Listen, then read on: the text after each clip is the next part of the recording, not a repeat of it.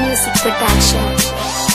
Isha Baba Kero, Isha Lambo, Baba McDonald. Wali Gostify. Abena.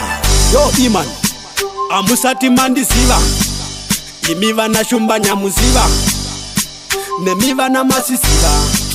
Ndakatumwa na Mwari. Zvangu ndezvechipo, hazvisi zvechido. Bvunza mbuya chipo, moyo wangu mutupo.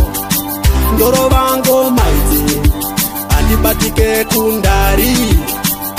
Ndiri mupostori, zvangu ndezvaMwari. Ndakabarirwa munhamo, ndikakurira munhamo. Handichaida nhamo, saka nhamo kumakumo. Ndairumwa nendaini, ndichishandira muvhenda. Apa ndaiva vhenda, ndichigara kwamaranda. Zvangu ndezvechipo, hazvisi zvechido. Bvunza mbuya chipo, moyo wangu mutupo. Ndorova ngoma idzi, handibatike kundari.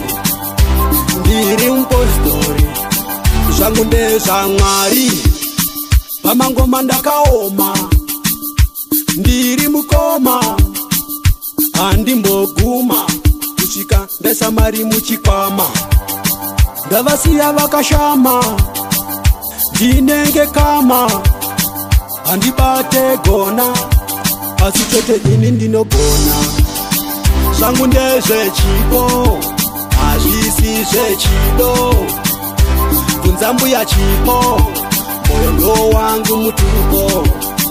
Ndorova ngoma idzi, handibatike kundari. Ndiri mupostori, zvangu ndezvaMwari. Ndakabarirwa munhamo, ndikakurira munhamo. Handichaida nhamo, saka nhamo kumakumo. Ndairumwa nendaini, ndichishandira muvhenda. Apa ndaiva vhenda, ndichigara kwamaranda. Zvangu ndezvechipo, hazvisi zvechido. Bvunza mbuya chipo, moyo wangu mutupo. Ndorova ngoma idzi, handibatike kundari. Ndiri mupostori, zvangu ndezvaMwari. Ndezvechipo, zvechido.